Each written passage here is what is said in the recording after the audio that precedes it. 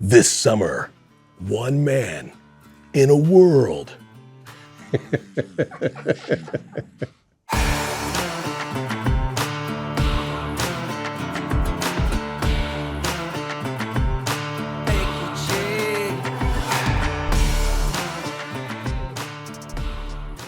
For 20 years now, Niner's been pushing the boundaries of what's been acceptable in mountain biking.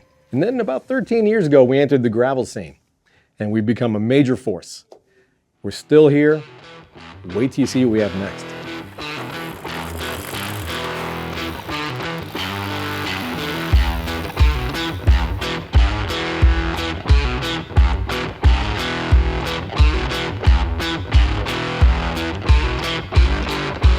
When this bike was in the concept phase, we all wondered whether we would call it an RLT.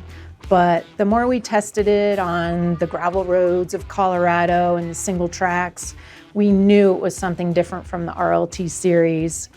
From varying terrain in Colorado to mining roads across the US, we decided to call this bike the Off-Road Explorer. So as a mountain biker, you may not be prepared for gravel yet. And not everybody really thinks that gravel is a dirt-specific genre. So I know a lot of mountain bikers are not ready to grab gravel because they're too afraid of the drop bars and they think it's too much of a road bike. This new bike is the mountain biker's gravel bike. We've optimized the geometry so that you can come from a mountain bike onto a gravel bike and still feel very comfortable at speed. You find that your body position is such that you're placed on the bike so that at high speed on a loose surface, you're still feeling planted, whether you're cornering or flying down a straightaway. We've taken all these years that we've learned about the RLT and how people ride these bikes and put it onto this bike. It's still covered in bottle cages and bag mounts. You can still do all that stuff that you do with your RLT, all the adventuring. But if you're coming off a mountain bike and this is your first gravel bike, you'll never buy another one. Generally speaking, the oar is more tailored to the rider who wants to get deeper into the woods, get more into off-road exploration, where some of their riding would be on-road. It can still handle very well asphalt conditions. However, this is really coming alive when the ground is rough. The RLT was first developed 13 years ago and has gone through a few iterations, refinements. As we've learned more about gravel, we've imported upon the RLT family of bicycles that knowledge. The RLT today still sits as, I call it the weapon of choice for gravel racing and high performance gravel riding. That bike is not going away. We're simply adding to the line and trying to get more people on gravel bikes that might not be ready yet. Where the RLT is designed for more smooth gravel riding, the oar evolved into something much more adverse. Its slacker head tube angle with a longer front center has optimized the weight distribution to make sure that off-road riding over technical terrain is much easier for the rider to manage. That allows for a performance that is tailored to a different style of gravel riding, one that is much more progressive in nature. I had the pleasure of doing the color and graphics for the OR9 RDO. We narrowed down all the graphic concepts into the two production models, the satin magnetic gray that you see here, and then transparent green that really shines in the sun. Not very many people know that the topo map on the top tube is actually Horsetooth Mountain Park here in Fort Collins. Mountain bikers are no stranger to the idea of longer and slacker. Specifically, we have increased the front center by slackening the head tube by 1.5 degrees and increasing frame reach by about 30 millimeters.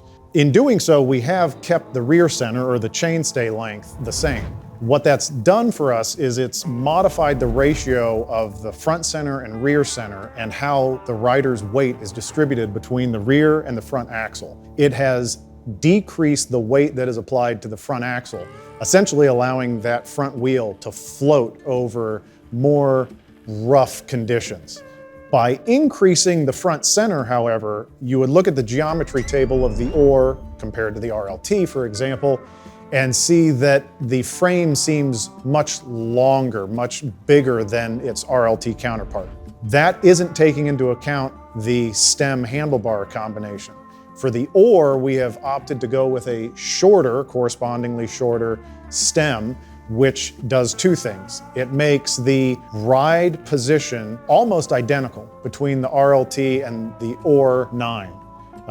The other benefit of a shorter stem paired with a wider drop bar combo gives the rider more control over the bike, both at slow speeds when you're tiptoeing through tech, as well as at high speeds when you need to hold corners and that ground trail is trying to bring your front end back to straight.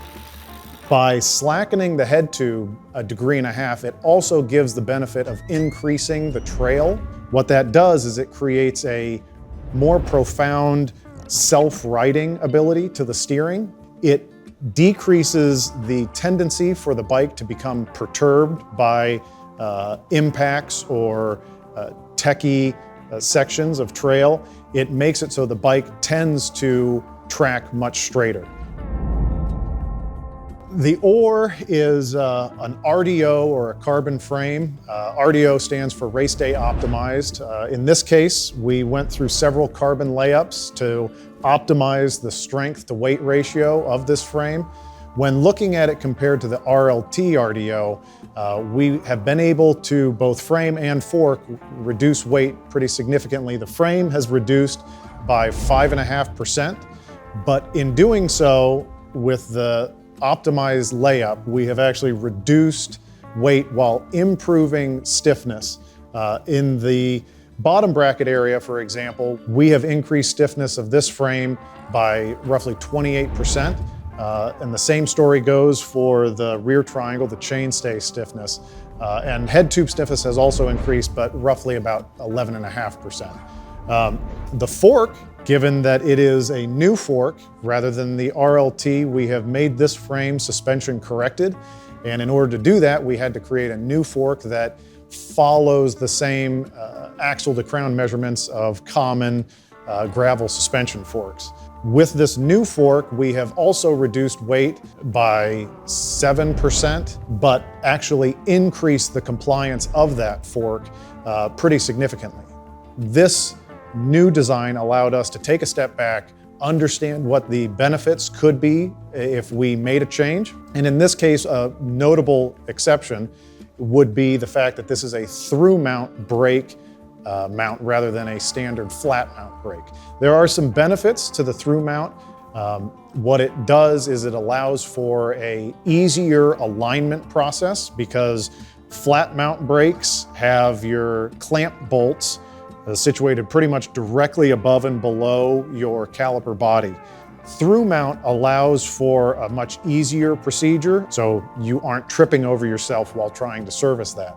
The other major benefit of the through mount standard is that the slots where the clamp bolts fit actually has more lateral adjustment available than a standard flat mount brake system. You'll see on this frame a lot of familiar standards. Both front and rear use 12mm through axles, non-boost spacing, and flat mount brakes in the rear, through mount brakes in the front. On both front and rear, the ability to run 160mm rotor size allows for greater braking performance for longer duration descents. Another standard that we have moved forward with on this frame is the UDH standard for the rear derailleur. So while this frame does have internal routing, it's not through headset routing, so we don't need to get out the pitchforks for this frame.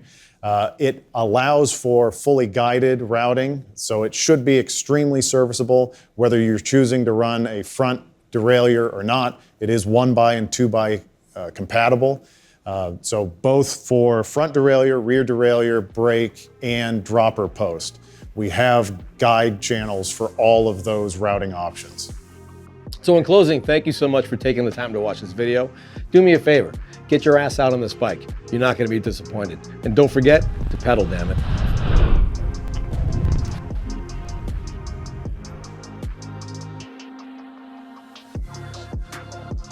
Did I do a good job at geometry? With the R9 RDO, we stepped outside traditional gravity.